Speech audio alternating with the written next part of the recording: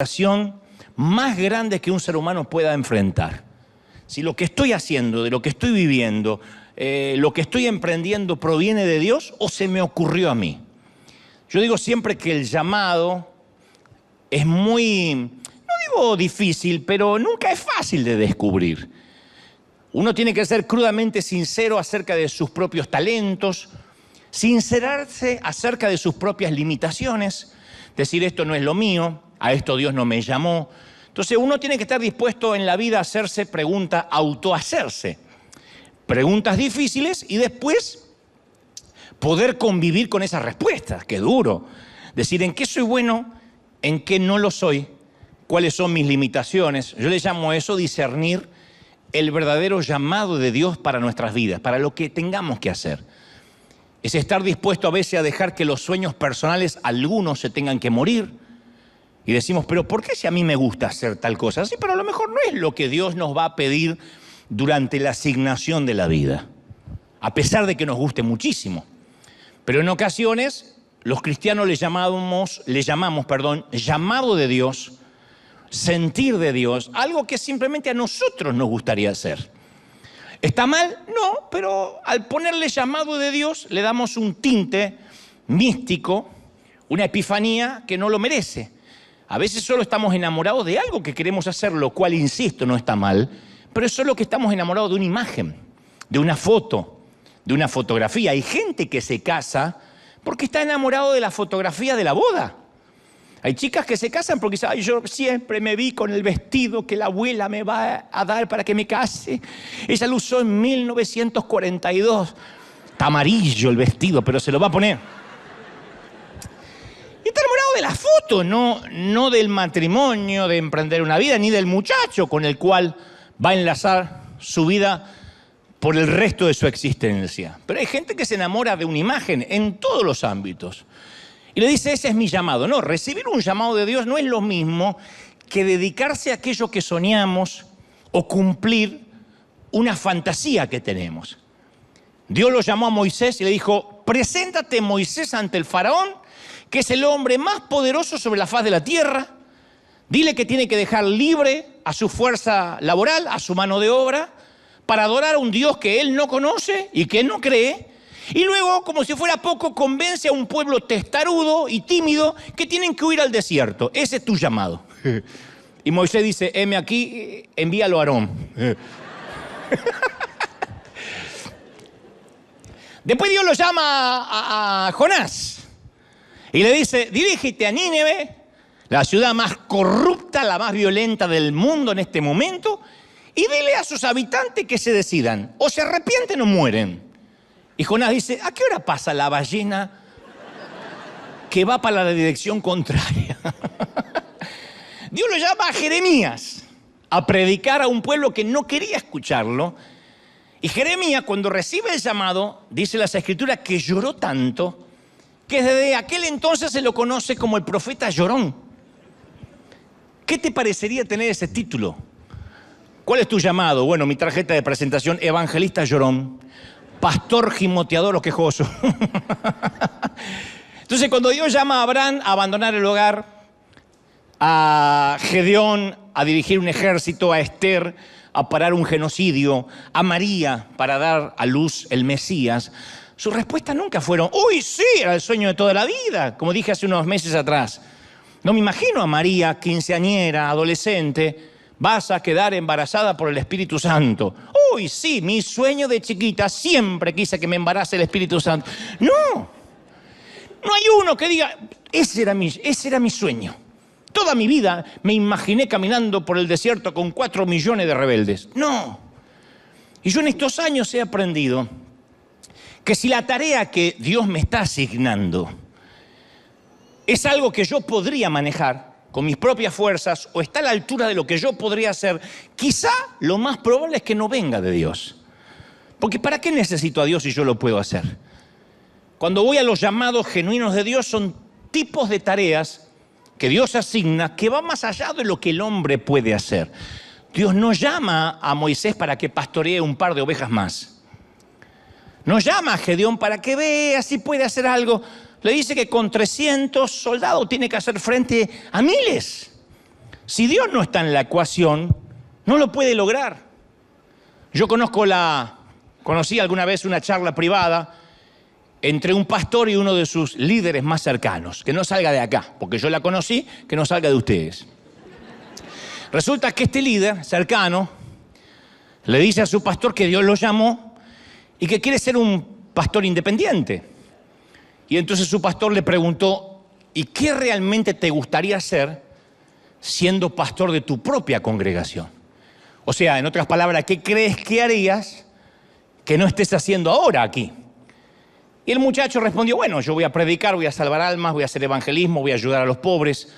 Y el pastor le dijo, pero no es lo que estás haciendo ahora.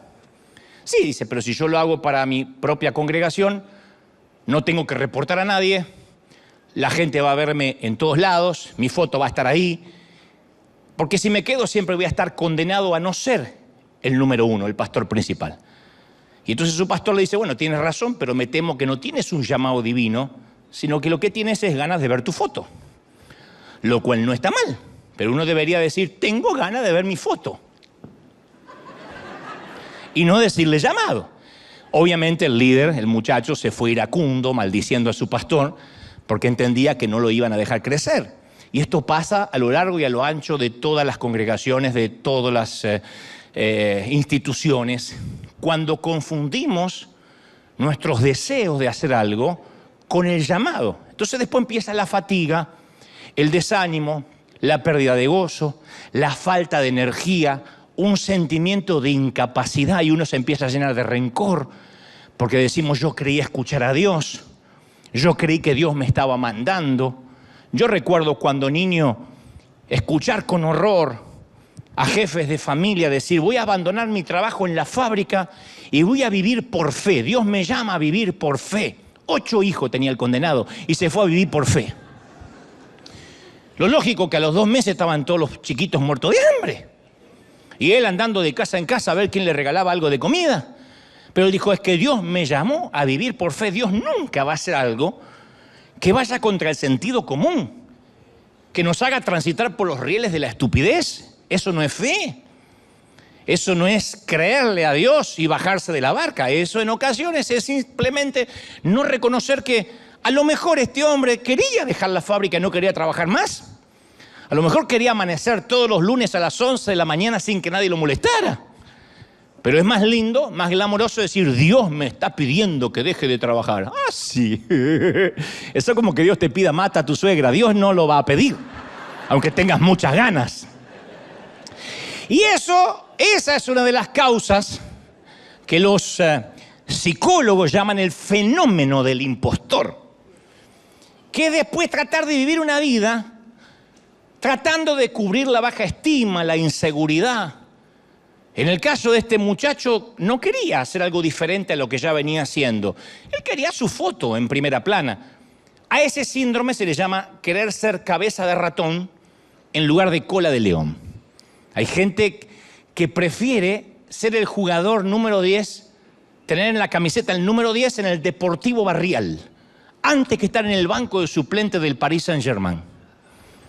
Hay jugadores que dicen, me llamaron de Europa. ¿Y dónde vas? Al Barça.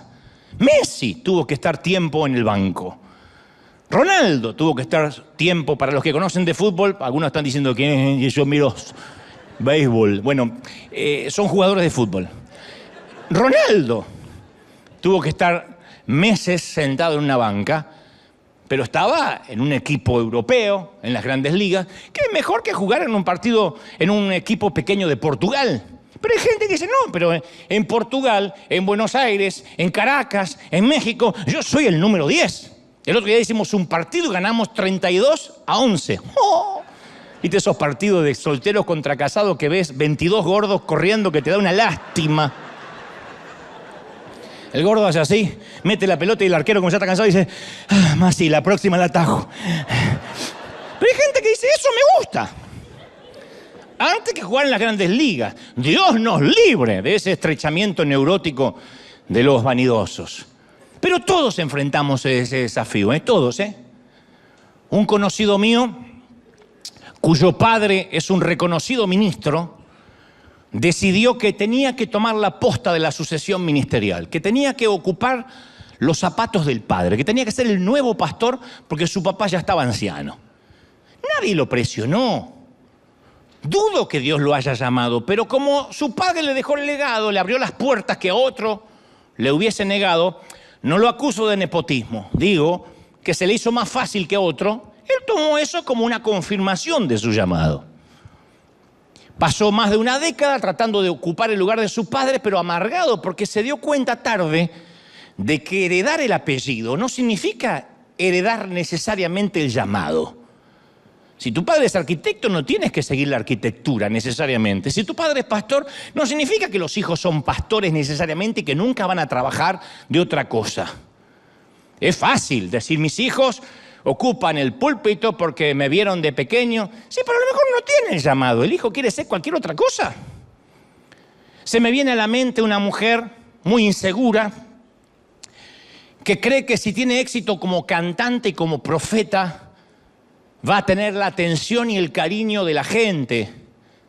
Y se aferra a ese sueño, aunque hay una evidencia abrumadora que no nació para cantar. Es como la novia de Shrek, canta y explotan los pájaros. No.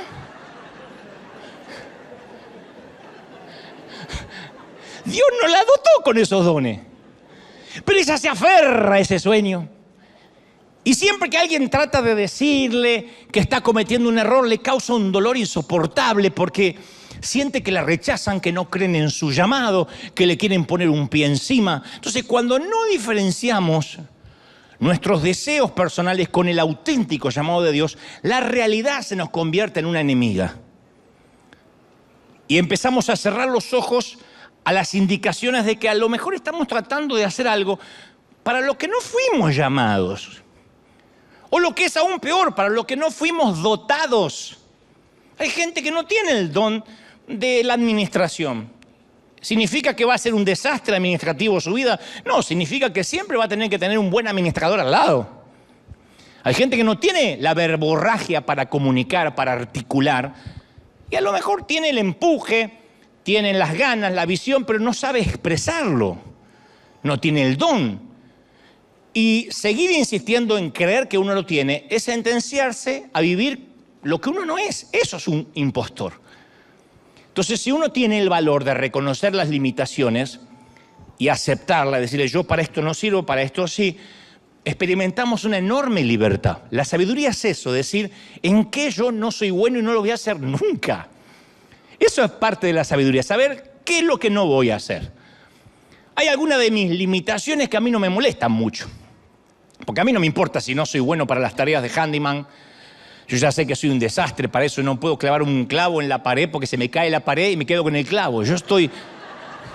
Para mí, el infierno se ve como Home Depot. Así es el infierno. Haces mal las cosas, Satanás dice, vamos, métete entre las herramientas donde será el fuego eterno. Para mí es eso. Hay otro que le fascina. A mí, yo soy pésimo para las matemáticas. Siempre tuve que tener buenos administradores alrededor porque los números me aburren. La lógica perfecta de las matemáticas, la física, la química, siempre me parecieron géneros demoníacos. Yo no voy con eso. Pero tengo otras limitaciones que sí me duelen. Me duelen porque son sueños que han tenido que morir. Y yo recuerdo mis fracasos más decepcionantes. Yo siempre pensé que quienes nacían con el enorme don de cantar bien y poder vivir de su don son gente muy privilegiada. Yo veo que viajan por el mundo los cantantes, cantan las mismas eternas y viejas canciones como Luis Miguel, vuelven y hacen sold out en todos lados y va a cantar la chica del bikini azul otra vez. Y les pagan una fortuna.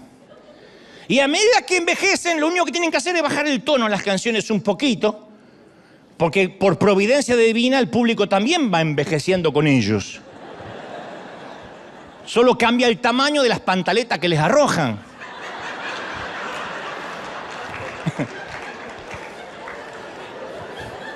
Antes eran unas tangas diminutas, ahora son tiendas de circo.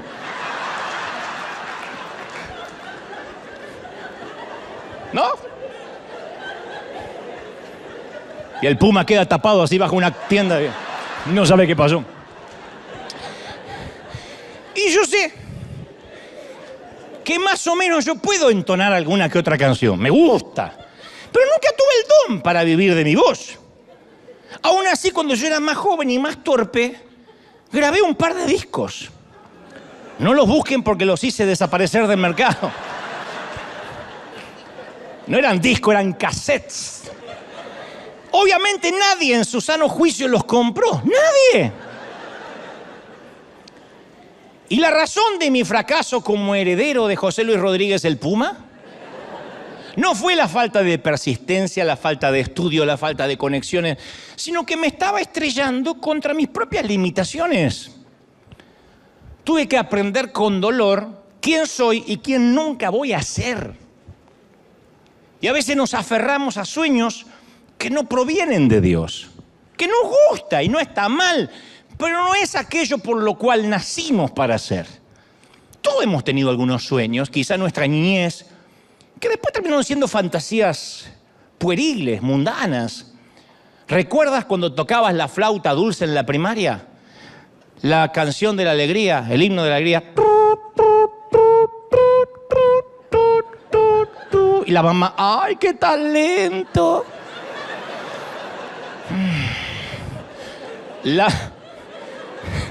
Lamento ser yo quien te dé la noticia, pero esa compañía disquera nunca te va a llamar en la perra vida, nunca te va a llamar. Queremos que toque el himno de la alegría y sacarla como un éxito en la disquera. No va a pasar. Entonces, en algún momento tenemos que dejar de ir a esas fantasías para poder abrazar el llamado que Dios nos ha dado. Entonces, yo he llegado a comprender que los sueños de Dios son mejores que cualquier sueño que nosotros podamos soñar para nosotros mismos. El destino que Dios tiene para nosotros es mucho más grande que cualquier cosa que imaginamos para nosotros. Yo imaginaba que lo más lindo que me podía pasar era ser cantante. Nunca me hubiese soñado que Dios me iba a prestar oídos de millones de gentes para yo transmitir su mensaje. Dios tenía hoy no cambiaría por nada del mundo lo que Él me ha dado por lo que yo quería hacer. Por eso es vital que uno se dé cuenta a tiempo que heredar una túnica de colores no significa que estamos listos, porque la estupidez también se viste de trajes caros. José, estoy hablando del José bíblico, se vistió de Prada. Su padre le regala un traje de diseño. Algunos ya conocen la historia. Que le regale a un hijo un traje de diseño quería decir que era el escogido, el hijo consentido, el hijo de la vejez. José nunca tuvo que preguntarse si su papá lo amaba, porque José era el hijo del cual su padre presumía. José, me imagino que podía quedarse acostado hasta tarde, jugar más tiempo, trabajar menos, salirse con la suya. Jacob, su padre, transpiraba favoritismo para con José. Y José recibió un traje de marca, dice la palabra, que le dio una túnica de colores. Los hermanos se vestían, iban los martes arroz al descuento de jubilado, lo que podían encontrar. Porque uno no puede vestir a 12 muchachos en pleno crecimiento con un salario de nómada sin salirse del presupuesto. Pero si se trataba de José,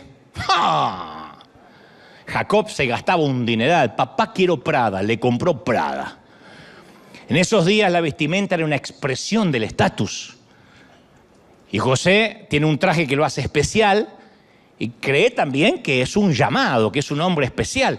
Pero todavía no sabe José que a un llamado no lo determina la ropa, el favoritismo, el favor, la gracia, sino el carácter. Porque uno se emociona a veces fácil con los regalos de Dios y no tiene idea la fortaleza que se necesita para llevar a cabo ese regalo de Dios, para mantenerlo, sostenerlo. Sin el carácter de Dios no se llega lejos. Sin el carácter de Dios no podemos sostener ni disfrutar la bendición. Por eso hay gente que no puede prosperar financieramente, que Dios, lamento si hay alguien que se sienta correspondido, pero que Dios el resto de la vida lo va a tener con lo justo, porque su carácter no está capacitado ni moldeado para administrar una fortuna o más dinero. Hay gente que apenas tiene más dinero, ya está, desaparece de la iglesia, cambian sus prioridades. Y Dios sabe eso. Entonces sabe que no tiene el carácter para sostener una bendición. Pero a veces usar la túnica del favoritismo puede ser un problema. Cuando nos sentimos el niño consentido, vamos a necesitar que a veces la vida, que Dios nos dé un par de buenos golpes para entender que no toda la vida podemos andar luciendo un vestido de color. Estoy hablando en términos metafóricos, por supuesto, desde luego, ¿no? Podemos crecer pensando que somos el manojo de cosecha más grande en medio de las pequeñas y sumisas, que somos el tapón del océano, la última Coca-Cola del desierto. Entonces cuando llega alguien más inteligente, más ungido, más atractivo, nos mueve el piso porque estamos inseguros. A veces queremos ser los únicos que se visten en Prada o de Prada. Y debajo de ese traje de diseño, a veces escondemos el temor de perder nuestra posición favorable, porque José no solo vistió una túnica, sino que también tuvo grandes sueños acerca de su destino. Y los sueños en la época de José simbolizaban algo profético. Estos sueños eran impactantes porque hablaban del futuro de José. Y unos podríamos pensar, bueno, José recibe esos sueños y tiene sentido común, se calla la boca, no lo cuenta. Pero no, el muchacho no tiene sentido común. Reúne a sus hermanos que ya lo envidiaban, porque estos se vestían en Ross y este andaba con su traje de Prada. Estos no tienen la túnica especial de él, ya lo odian y el tipo les cuenta el sueño. Che, escuchen mi sueño, muchachos. Soñé que en un campo estaban todos los manojos de cosecha de cada uno y de repente se levanta mi manojo de cosecha, mi gavilla se levanta más que la de ustedes. Y ustedes se reúnen alrededor de mi manojo y se inclinan. Esto quiere decir que un día voy a gobernar sobre todos ustedes. Yo voy a ordenar y ustedes se van a someter. Y ustedes se me van a inclinar expresando obediencia a mi autoridad. ¿No es genial? ¿No se alegran por mí? ¿Por qué no jugamos un poco al manojo póstrate para practicar? A ver, practiquen, inclínense ante mí. ¿Qué? Peor que un argentino recién llegado del Mundial. No lo soportaba nadie. Y el autor deja muy claro la respuesta de sus hermanos. Y lo odiaron aún más por los sueños que él les contaba. Esto es un serio caso de envidia manojera. Por contar sueños, o gavillera, por contar sueños que no tiene que contar. Ahora, José va a lograr grandes cosas, va a ser famoso, va a hacer que su padre se enorgullezca y empieza a hacer autopromoción de lo grande que será su vida. Y ahí empezamos a descubrir que la estupidez también se viste de Prada o de Gucci, menos de Hugo Boss, pero además se viste de todas las marcas. El padre de José le había dado un regalo y nuestro padre también nos da regalo a través de nuestro crecimiento. Pero José comete un gran error. Encuentra su identidad en el regalo que lo identificaba como el hijo favorito, en lugar de la relación con su padre que debió haber tenido, que lo hacía ser el hijo favorito. A veces el regalo es lo que nos empieza a dar identidad. Y como resultado uno termina perdiendo ese regalo. A veces uno puede cometer el error de quedar atrapado en el regalo que Dios nos ha dado. Entonces, si estoy sirviendo a Dios, me siento que Dios me ama. Por alguna razón me toca estar sentado y recibiendo, siento que ya la gracia y el favor se me fue. No, a menos que tome identidad de lo que hago y no de lo que soy. Es espantoso ver gente que a veces se va de una congregación a otra porque allá le van a dar un puesto o le van a dar algo para hacer. Y yo no digo que esté mal el deseo de servir, lo que digo es que cuando la motivación es tomar identidad de lo que hago, en lugar de la relación con mi padre, entonces voy a terminar perdiendo el regalo. Porque uno puede asignarse identidad en el ministerio, en el servicio, en lugar de asignarse la identidad en el Dios al que decimos servir. ¿Me siguen, sí o no? Me miran con la carita así medio extraña, yo no sé si me están siguiendo. Cuando uno toma identidad de lo que hace, corre el riesgo de perder el regalo. Entonces quiero aclarar algo importante. El padre le dio el regalo a José, no fue su padre el que se lo quitó. José perdió su túnica por sus propias acciones. Él la perdió porque estaba orgulloso de lo que representaba. Cuando Dios nos da regalos, Él nunca nos lo quita. La Biblia dice que irrevocables son los llamados de Dios. Irrevocable es el llamado y el don de Dios. Dios no te quita el don, lo cual no significa que vas a ser salvo, pero no te quita el don. Yo conocí una profeta que se fue de la iglesia y se hizo bruja. Y el mismo don que tenía para profetizar ahora era bruja. Pero eso no significa que tenga a Cristo en su corazón. Posiblemente si yo no me toca el día de mañana predicar, pueda tener la misma verborragia para hacer otra cosa, pero eso no significa de que voy a quedar mudo tan solo porque me vaya de la iglesia. Pero nosotros podemos perder los regalos de Dios.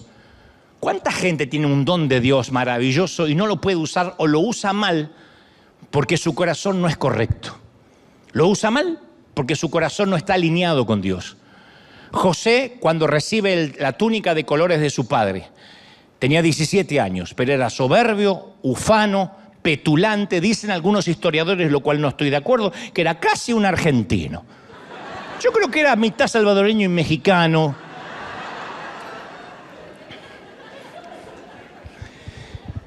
La Biblia dice que, ¿cómo sé esto? Porque la Biblia dice que José apacentaba el rebaño con sus hermanos y traía un mal reporte de los hermanos.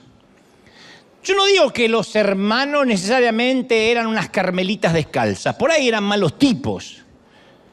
Pero esto de que él traía un reporte malo de sus hermanos revela que José pensó de sí mismo como alguien calificado para hacer este tipo de juicio acerca del resto. Cada vez que uno hace un juicio del comportamiento de los demás, eso revela una actitud orgullosa de nuestra parte. Dios dice, tienes que cambiar. Sí, pero aquel, fíjate, está peor que yo. Ahora, ¿por qué Dios le daría un sueño tan grande a un muchacho de 17 años? ¿Qué es la edad que se presume tenía José? ¿Por qué no esperar a que él fuera mayor, un poco más sabio, un poco más humilde? La respuesta es sencilla. Desde la túnica al trono siempre hay peldaños, escalones. Pregunto, ¿hay alguien aquí que le gusten los escalones, los peldaños?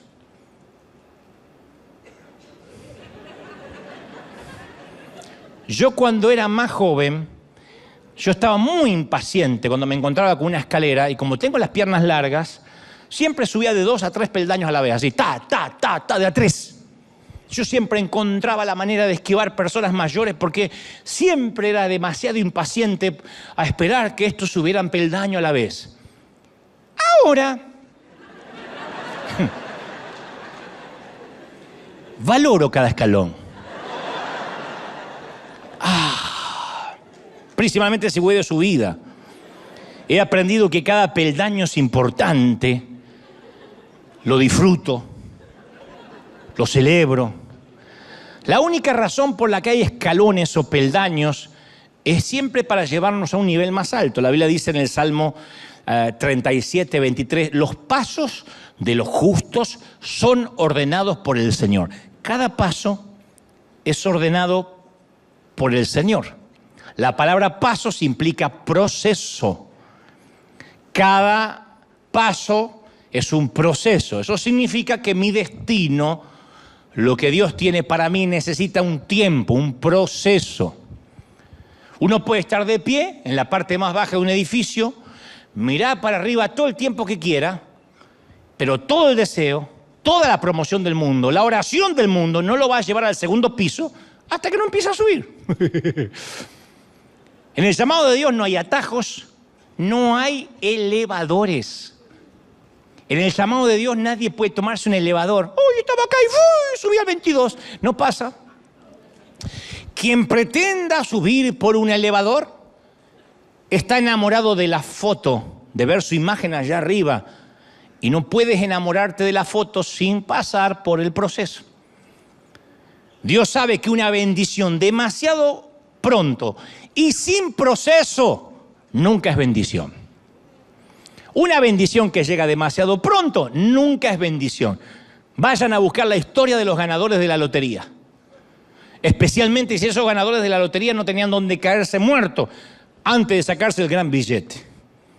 O los boxeadores que de una pelea a la otra se hacen multimillonarios. O futbolistas que firman un contrato astronómico, soberbio y sideral, de la noche a la mañana y terminan con vidas disipadas, con vidas perdidas, porque no tenían el carácter para administrar, para sostener la bendición.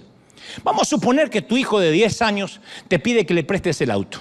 De 8 o 10 años, papá, préstame el auto. Eso no sería ni bendición para él, ni para los demás que circulan por la calle. No sería bendición para nadie, y menos para ti. Entonces, antes de obtener tu auto, ¿qué tiene que hacer tu hijo? Dar los pasos de la educación para conductores, estudiarse el manual, prepararse para el examen escrito. Tiene que practicar conduciendo en calles desérticas, en estacionamientos vacíos, en el asiento del acompañante un mayor. Tiene que demostrar fiabilidad, devolver tu auto cuando recién maneje, sin choque, sin arañazos, limpio, lleno de combustible, por favor. No es, papá, se terminó, no manda más, no sé qué pasó. Así hacen algunos. Yo aprendí a manejar con mi papá, por eso celebro a los que no tuvieron que hacerlo. Porque no hay peor cosa que aprender con el padre que tocarle el auto, era tocarle su hígado.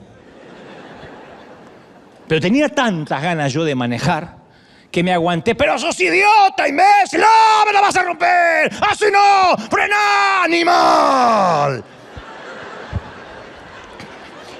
Y con ese ímpetu salí a la calle. El otro día me estaba acordando. ¡Cuidado que vas a matar a un chino! De ahí viene el trauma.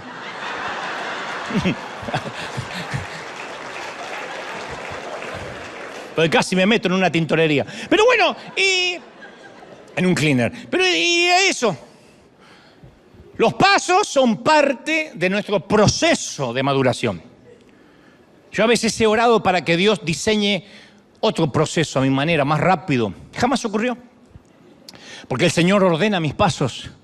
Y cuando intenté acelerar el proceso de Dios, me frenó diciendo, no, Dante, te saltaste un par de pasos, regresa al casillero anterior. Y acepté el proceso, con dolor. Tal vez quieres hijos, pero no estás listo para ser padre. Y el poder procrearlos no necesariamente significa que estás capacitado para ser padre. Quizás quieras una pareja, pero no estás listo para el matrimonio.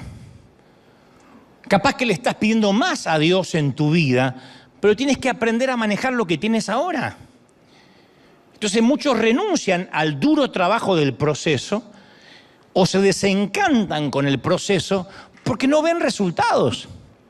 Ese es el gran problema del endeudamiento de mucha gente que a lo mejor conduce un auto que no puede sostener. O vive en una casa que apenas puede pagar porque se saltearon el proceso. Hay momentos que a lo mejor hay que achicarse un poco, vivir un poco más amontonados, hasta que seamos más holgados y podamos acceder a una cuota mayor, a una responsabilidad más grande. Pero cuando la gente quiere saltarse el proceso, a lo mejor no es la época de tener el último celular de ultimísima generación. No es el momento, a lo mejor, y no estoy hablando de pecado, digo no es el momento, porque Pablo habla de pecado y de carga, de peso y de pecado. Despojémonos de toda carga, de todo peso y de todo pecado. Entonces el pecado lo entendemos fácil, pero el peso es aquello que nos autoimponemos sin que nadie nos pida. Y vivimos estresados porque estamos sosteniendo un elefante blanco que nadie nos pidió que adoptáramos. ¿Podríamos vivir más livianos? Claro. ¿Podríamos esperar a estar mejor financieramente? Claro, pero de pronto nos llegaron tantas tarjetas de crédito con tantas ofertas que pensamos, esto en mi país no lo podía hacer nunca, lo voy a hacer acá. Y de pronto estamos atados a 50, 60, 70 años de deuda. Porque la estupidez también se viste de Prada. Y no nos damos cuenta que hay que esperar un crecimiento. ¿Cuánta gente no sabe que el roble que imaginaron está en algún lugar de la semilla que ahora recibieron? Pero todavía no es roble.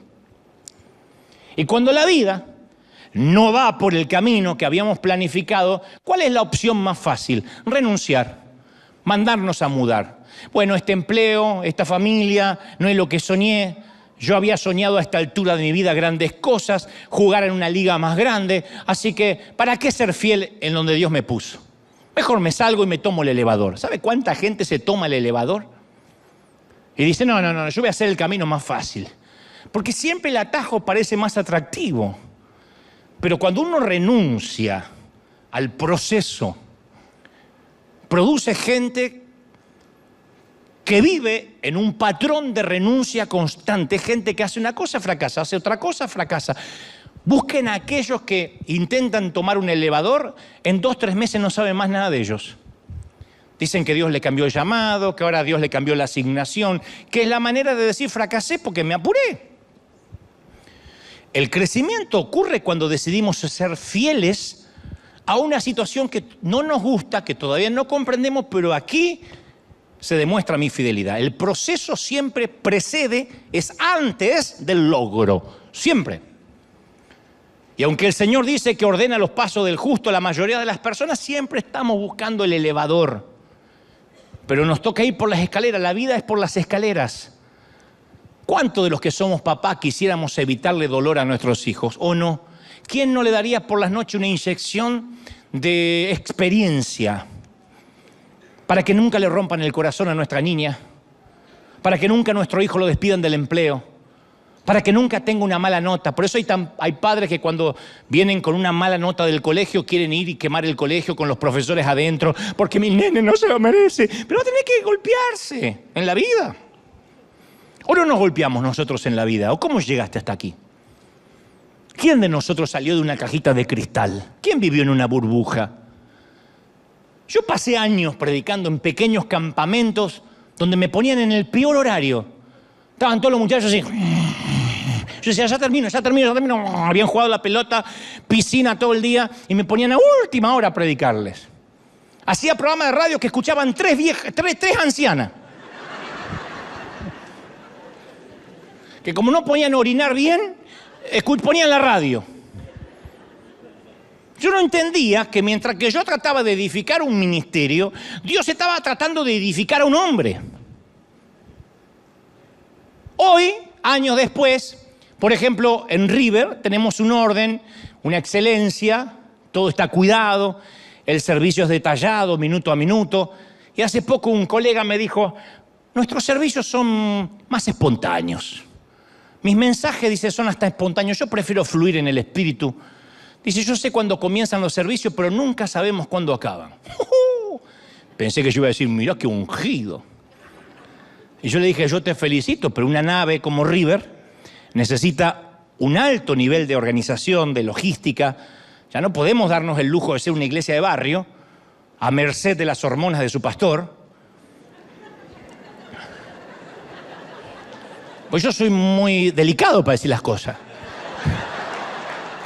Y yo no, la iglesia no puede ser según mis hormonas. Hoy tengo ganas que ¿cuánto creen de que hoy nos vamos a las 3 de la tarde? ¿Amén? Y no hay segundo servicio y ustedes lo que planificaron no sirve. Parece muy espiritual, pero yo digo siempre, cuando más manejamos, más nos debemos preparar. Cuando más deseemos, más necesitamos del proceso. Entonces, si yo conduzco un auto compacto, puedo hacer una maniobra rápido de último momento, pero si quiero conducir un camión de 18 ruedas, yo tengo que prepararme para el giro. Entonces, Dios no va a darnos cosas grandes hasta que no aprendamos a manejar las cosas pequeñas. Y este colega mío, mientras que siga teniendo servicios hormonales, dudo que alguna vez tenga una mega iglesia. Porque Dios no le va a decir, bueno, pero cuando tengas miles seguramente vas a respetar los horarios. Ahora eres un despadroso, pero cuando tengas miles, seguramente el servicio va a terminar a una hora prudente y te vas a preparar en lugar, no sé por qué estoy diciendo esto. Pero volvamos a nuestro José, dejemos a mi amigo en paz.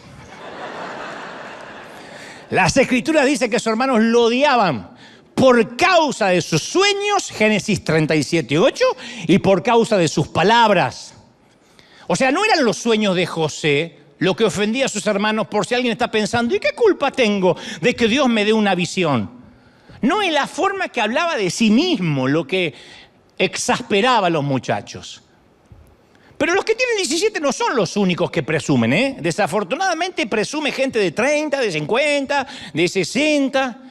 Parece que todos somos susceptibles a presumir en algún momento.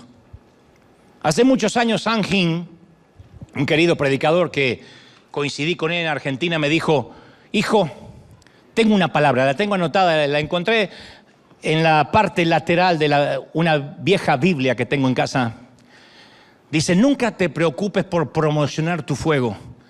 Si de verdad lo tienes, la gente correrá de todas partes del mundo para verte arder. Nunca tendrás que hablar del fuego, el fuego hablará por ti. Y eso es para todos los órdenes de la vida. El mundo vendrá a verte arder.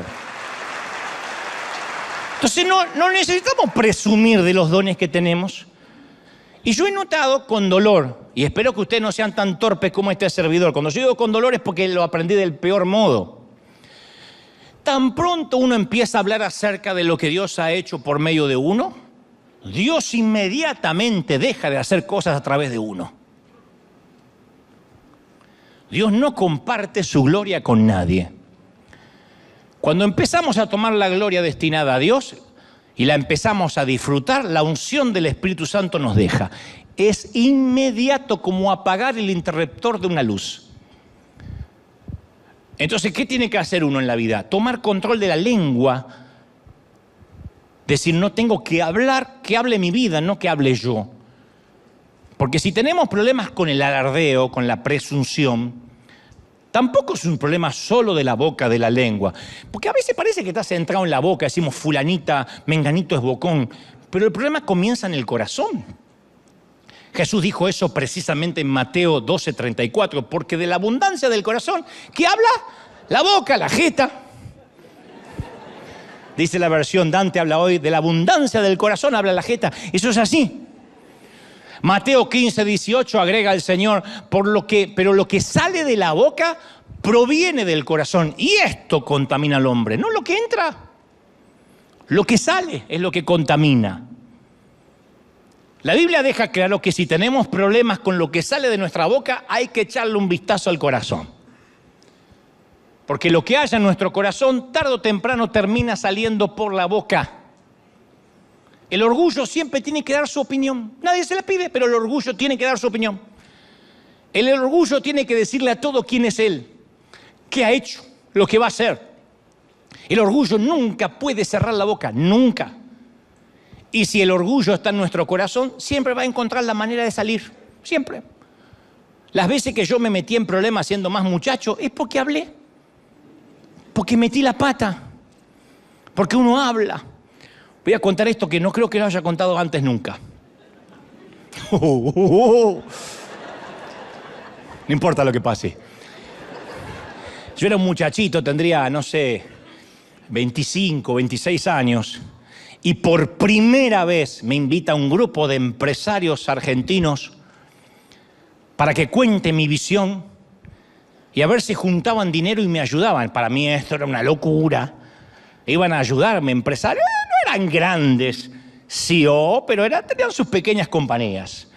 La reunión era una cena que se realizó en un garage de uno de estos empresarios. Hace poco uno de estos hombres maravillosos partió a la presencia del Señor.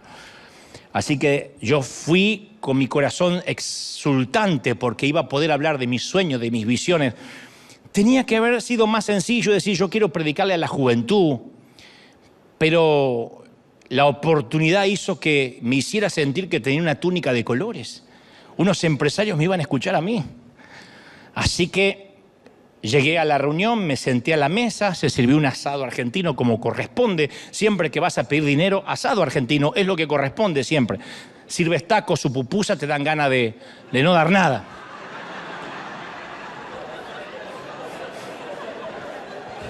El día que ustedes prediquen, pongan el ejemplo que quieran. Y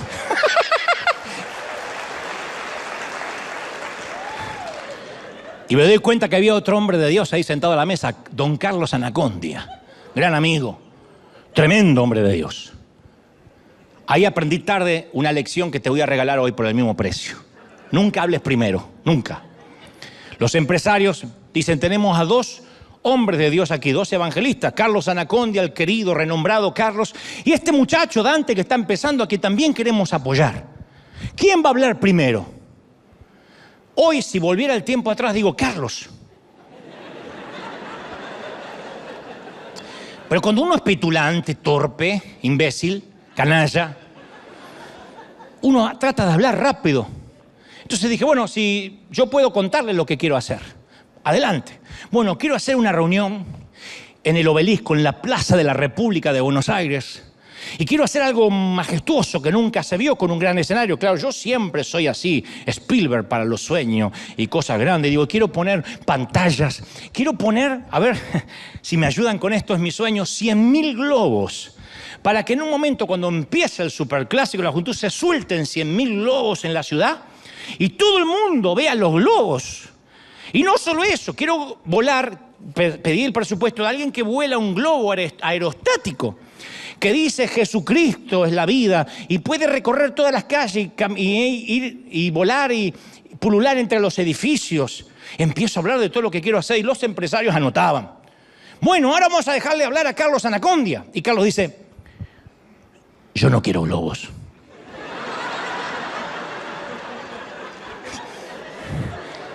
Yo no quiero aerostáticos.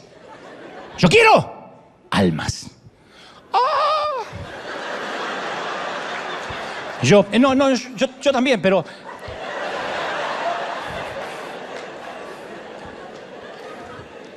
Yo quiero predicar el Evangelio. Yo no necesito más que una plataforma y el poder de Dios. ¡Ah! Me sentí Krusty, el payaso. Carlos no lo dejo para avergonzarme. Realmente, Carlos nunca necesitó más nada. Actualmente lo ayudamos, lo bendecimos.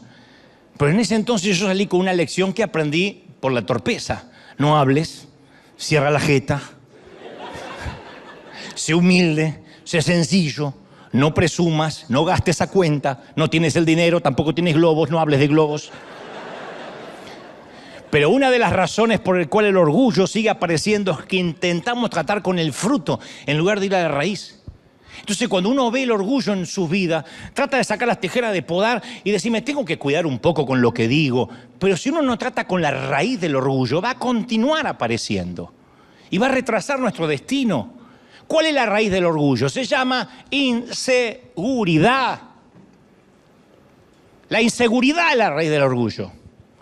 Si conoces a una persona orgullosa, conoces a una persona extremadamente insegura, que trata de enmascarar su inseguridad con grandes palabras pomposas, que en realidad es inseguridad. Siempre es inseguridad. No es solo esto freudiano, es bíblico. El que te dice Dios me va a usar de una forma explosiva, estoy tan ungido que me autoimpongo las manos y me caigo solo, es porque es inseguro. Está tan ungido que nadie le puede orar. Se ora solo y le agarra la tembladera. ¡Oh! Detrás de un orgulloso siempre hay un niño asustado. Siempre. Porque el orgullo es lo que la gente ve. Lo que sale por las bocas, lo que no vemos es la inseguridad en nuestros corazones. La inseguridad es la causa del problema. Por eso nunca vamos a poder tratar con el orgullo a menos que tratemos con nuestra inseguridad. Porque nuestra propia inseguridad es el combustible que pone a andar el comportamiento petulante. La inseguridad nos hace sentir que tenemos que hacerle saber a todos quiénes somos, lo que hemos logrado. Pero hay un defecto en esa lógica. Porque nuestros logros no es lo que nos hace valiosos. Nuestros sueños no nos definen. Nuestra identidad es que somos hijos del Rey, de Reyes. Eso es quienes somos. Eso somos. ¿Sí o no? Ahí uno cimenta la identidad. Y cuando lo estamos cimentados en la identidad de Cristo, ya el orgullo no tiene poder. No sé si notaste que el presidente, por ejemplo, de los Estados Unidos, no tiene que decirle a la gente que él es el presidente en ningún discurso. Puedes imaginarte al presidente entrando al salón diciendo, oigan, yo soy el presidente, el comandante en jefe en las Fuerzas Armadas, el líder del mundo libre. Él sabe que él es el presidente. No necesita decírselo a nadie. Jesús tampoco tuvo que decirle a nadie quién era él. Porque sabía exactamente quién era, por eso podía lavar pies. Decía, yo sé de dónde vengo y sé a dónde voy. Cuando Satanás tentó a Jesús, lo primero que intentó es crear inseguridad acerca de su identidad. Si eres el Hijo de Dios. y trata de tentar a Jesús para que demostrara algo. Y Jesús pudo haber dicho, sí, ¿cómo no? No te lo voy a permitir, yo soy el Hijo de Dios. Dame un minuto, te hago un par de milagritos y vas a ver quién soy. En lugar de esto, Jesús dio un hermoso ejemplo de seguridad. Él se aferró a las palabras de su Padre, dijo, escrito está. Y todo lo que Dios espera hoy de nosotros es que nos apoyemos en Él, que nos apoyemos en esa verdad. Jesús lo declaró en Juan 15:5, dijo, separados de mí, nada podréis hacer, nada. Yo siempre digo que soy un hombre sin oficio ni profesión, aunque hago televisión y puedo escribir alguno que otro libro y dar conferencias, sé que sin la unción de Dios, de verdad, no es falsa modestia, soy un torpe muchacho. Bueno, ya no tan muchacho, pero torpe. Me sigo viendo joven todavía.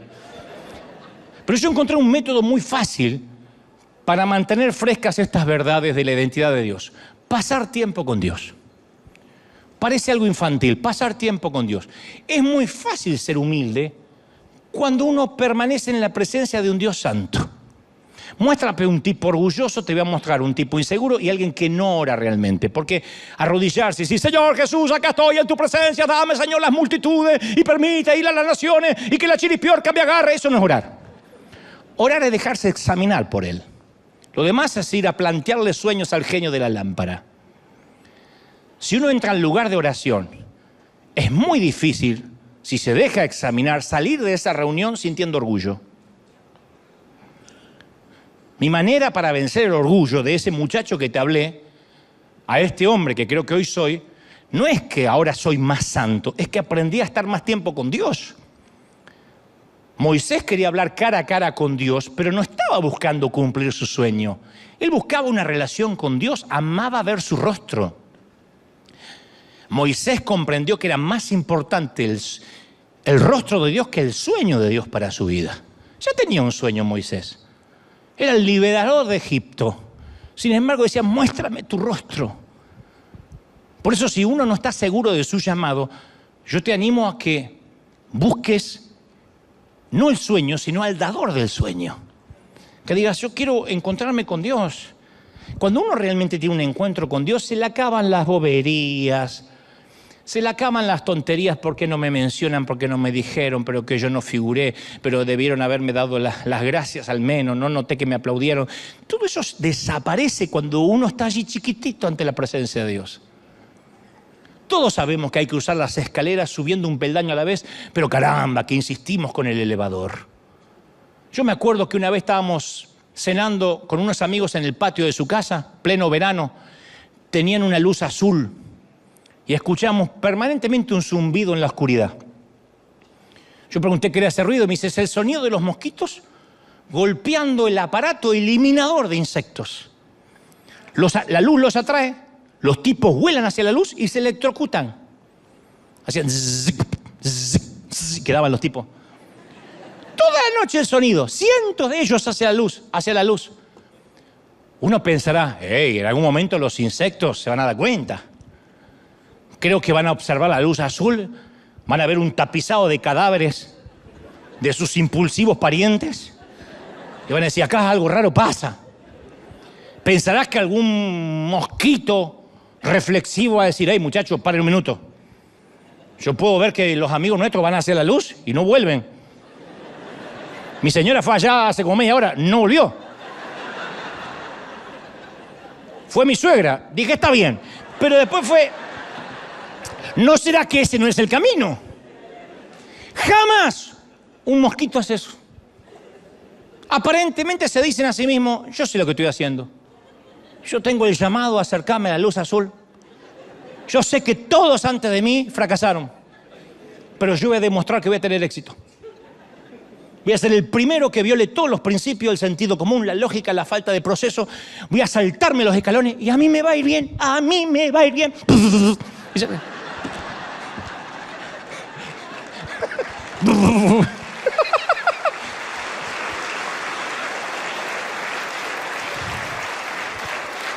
Toda la noche me oigo sonidos. Ni uno se avivó. Y a veces me pregunto si no somos como los insectos. Sabemos que otros se electrocutaron y nosotros, no, a mí me va bien. Es lo mismo. Miren, el proceso de Dios en José varía de buenas a malas noticias, de malas noticias a buenas, de buenas a buenas. ¿Cómo es la vida?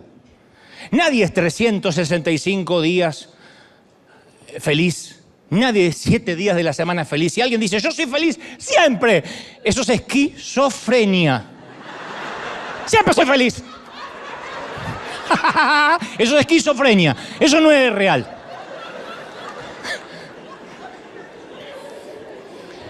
Pero la historia de José va de lo bueno a lo malo, de lo malo a lo bueno. Es como aquella historia de los 2 amigos a los que les gustaba el fútbol y ambos se comprometen. Es muy conocida la historia, que el que muera primero tiene que regresar en una visión o en un sueño a informarle al otro si hay fútbol o no en el cielo. Es algo que me pregunta siempre Kevin. ¿Hay fútbol en el cielo? Pues no está seguro de ir si no hay fútbol. Se muere uno de los muchachos y aparece en una visión al otro. Le dice, la buena noticia, sí se practica fútbol. La mala es que el próximo domingo juegas de arquero.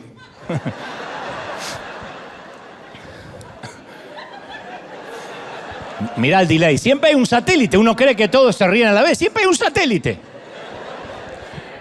Y el proceso de José se parece a esas historias que por momentos no sabes si alegrarte, si ponerte a llorar. Hay una historia de una novia que le dice a su prometido, tengo que confesarte algo, pero no estoy segura si es bueno o malo. Y el joven dice, mira, si la confesión tiene algo de bueno, ¿qué tan malo puede ser? Bueno, quiero decirte que tú besas mejor que todos tus amigos.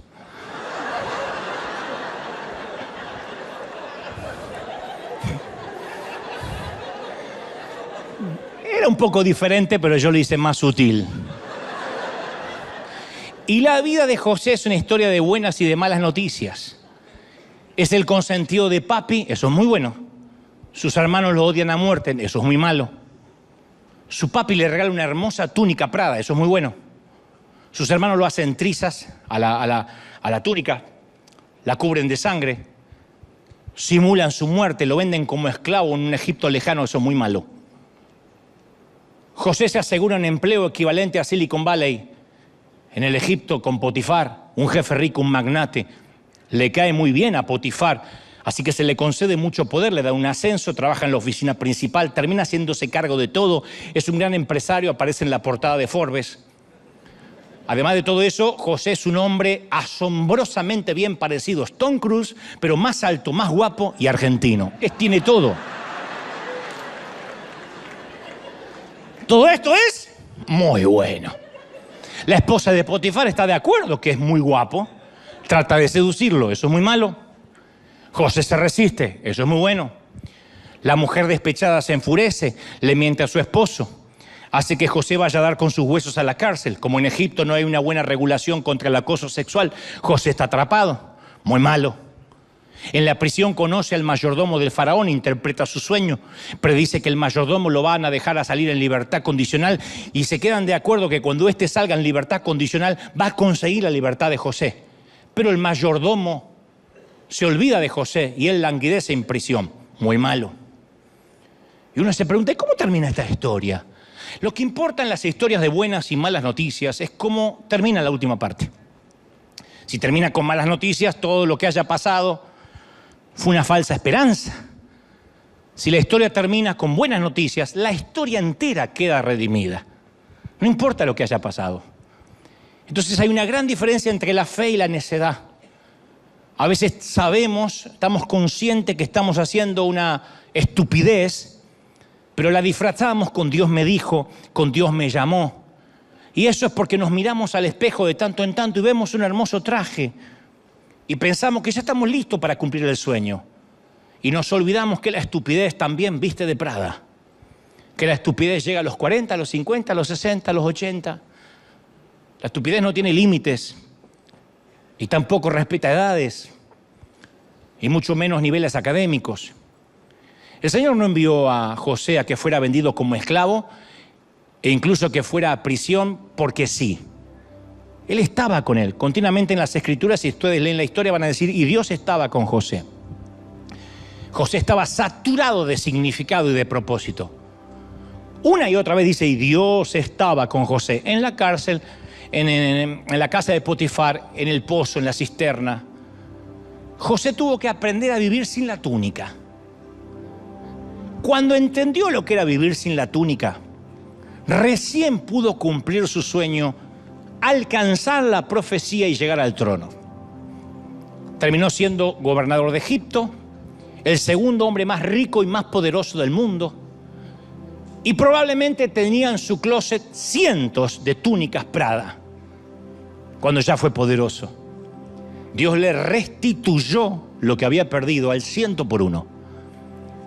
¿Cuándo? Cuando José recuperó algo mucho más importante que la ropa, que una túnica. Cuando recuperó la relación con su padre. Durante años no supo nada de su papá terrenal. Ni siquiera estaba seguro que vivía. Pero después que José se dejó procesar, restauró su relación con su padre y recuperó lo perdido. Entonces hoy quiero que agradezcamos por la temporada que nos toca vivir sin la túnica de colores. Porque significa que Dios tiene un propósito. Quiero que te lo grabes. Si las cosas se están poniendo feas, es porque Dios tiene un propósito. Lo que más debe aterrarte es que vivas una vida playita, superficial, que diga, a mí me va bien, yo grandes problemas no tengo. Entonces déjame que te diga, dudo que tengas un propósito. Porque Dios no va a procesar a alguien porque sí.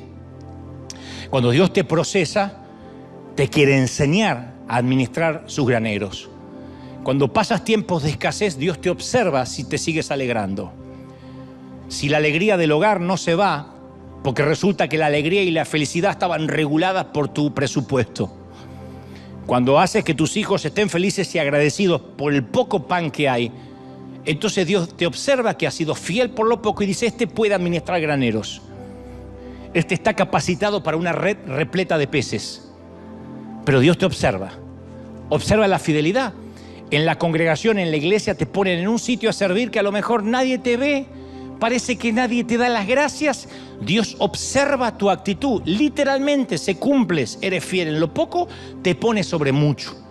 Pero nunca he visto a nadie que no pueda obedecer, que no pueda servir en lo poco, que se tome un elevador y de la noche a la mañana de repente esté sobre mucho. No va a pasar. No va a pasar, es matemático, es de manual. Está escrito. Yo a veces pienso cómo algunas personas salen de algunos ministerios, de algunas iglesias, de algunas compañías, y como salen, yo sé cómo les va a ir. ¿Por qué? Porque lo viví.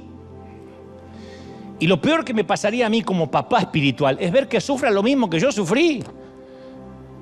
¿Quién quiere que sus hijos pasen la misma pobreza que el padre? ¿Quién? Un padre desalmado. Y lo peor que me puede pasar es ver a gente con espíritu de mosquito. Yo sé que ahí no vuelve nadie. Y cuando vuelven chamuscados, quemados. Entonces me dan ganas de decirle, no, vive el propósito, agradece este tiempo. Porque el propósito significa que el Dios de los sueños es más importante que los sueños de Dios. Entonces Dios nos lleva a veces por un embudo, ¿cómo decirlo? Por un valle, para que nos encontremos con Él. Y a partir de que uno tiene relación con Dios, uno es más fácil para luchar con el orgullo, no se te vuelan los pájaros por nada, mantienes la humildad, la sencillez. Yo puedo hacer bromas de mi orgullo, de mis torpezas, porque sé que cada día, aunque me cuesta horrores, estoy creciendo un poquito más conforme a la estatura de la plenitud de Cristo. Me falta, hasta que Cristo venga o hasta que me toque bajar al sepulcro, seguiré creciendo, porque Dios todavía tiene propósito para mi vida. ¿Crees que tienes propósito para Dios? ¿De verdad lo crees? ¿Quién cree que tiene propósito para Dios? ¿Quién cree? ¿De verdad crees que tienes propósito? ¿De verdad lo crees? Dios te va a moldear. Te va a moldear como el alfarero, te va a desarmar, te va a volver a armar, te va a quitar con el cincel, va a cincelar las partes ásperas de tu carácter. Y agradece cuando eso pase. Tiene que pasar. Hay cosas que yo le digo, Señor, ya no quiero volver a pasarla más. Y Dios me dice, sí, regresa otra vez. No has pasado bien la prueba. A veces me siento con el pecho inflado, cuando reacciono en el espíritu y no en la carne. Porque la carne no es que se quedó en las aguas del bautisterio y murió para siempre. Eso que dicen, yo ya no tengo más carne. Yo acá no veo ningún espíritu caminando. Todos tienen carne. Algunos más carne que otros, pero carne al fin. De manera que uno tiene que luchar todo el tiempo.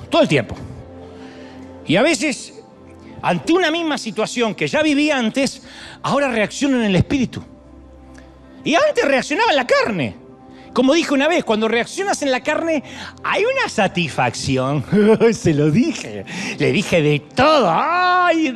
La carne hace qué lindo, pero el espíritu en minutos se te empieza a afligir. El Espíritu Santo se contrista. Porque te escuchas lo que dijiste y no lo puedes creer. Es que me sacó de las casillas, es que sacó lo peor de mí, mi peor versión. Pero el diablo celebra y el espíritu se contrista.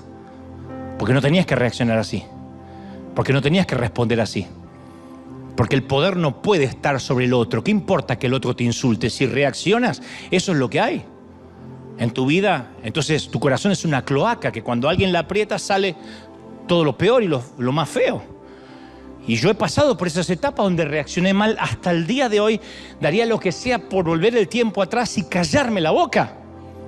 Pero después me vuelve a pasar la misma situación porque Dios dice, esta es una materia que tienes que rendir, si no, no puedes conducir un camión de 18 ruedas. Y entonces ahora tengo ganas otra vez de que la carne se satisfaga y respondo en el espíritu, con autoridad, con sentido común, pero no dejo que la carne tome lugar. ¿Y sabés lo que pasa? La carne se frustra. Ay, me siento un estúpido, tenía que haberle dicho. ¿Por qué no le dije? Pero el Espíritu Santo se vivifica y dice, bien hecho, siervo fiel, estás pasando el proceso. ¿Cuántos quieren este proceso de Dios? ¿Lo quieres? Vamos a ponernos de pie. Vamos a orar, vamos a levantar nuestras manos al cielo y vamos a orar. Vamos a orar por los que están recibiendo al Señor por primera vez. Si nunca escuchaste un mensaje así, di conmigo, Señor Jesús, entra en mi corazón, perdona mis pecados, anota mi nombre en el libro de la vida. Gracias, Señor, gracias por perdonarme. Y ahora todos levanten sus manos al cielo. Yo quiero orar por ti, aquí en casa. Los que están viviendo desde otras partes del mundo, del planeta, de todo el globo. Dios te bendiga, Dios te guarde, Dios te llene. Padre, he transmitido lo que creo me has dicho que diga tu pueblo. Pero ahora, Señor Jesús, me uno a estas voces, me uno a niños, jóvenes, ancianos y adultos para bendecir el proceso. Vamos, levanta las manos y bendice el proceso. Dile, Señor, gracias por este tiempo sin túnica. Gracias por este tiempo de dolor, de escasez, de enfermedad, de panteones, de hospitales, de cuidados intensivos. Porque sé, hoy me voy con la confirmación de que hay un propósito, de que hay un llamado de Dios. Y ese llamado, dice el Señor, es irrevocable. ¿Sabes? Yo he sentido mientras predicaba recién que el Señor me dice que te diga, yo no te dejo hasta que no termine mi obra en ti. Yo no estoy dado por vencido contigo. Y lo digo porque yo siento que hay gente que ha dicho, Dios se cansó de mí, lo harté, crucé todas las líneas de misericordia. Pero el Señor me dice, yo no me doy por vencido contigo. Yo sigo procesándote porque te he puesto con propósito. Y como a José, yo te voy a poner en sitios donde yo he soñado para ti, donde he determinado que te llevaré, donde mi gloria abrirá caminos, donde los cielos se abrirán delante tuyo, donde toques, pises, camines. Ahí estará mi bendición. Pero aquí viene el tiempo del proceso, y el proceso está en ti, porque yo trabajo con tu carácter, trabajo con tu temperamento, dice el Espíritu. Padre, gracias por esta tarde, por esta mañana, tarde o noche, en cualquier parte del mundo. Levantamos las manos al cielo y adoramos. Adora conmigo, iglesia amada.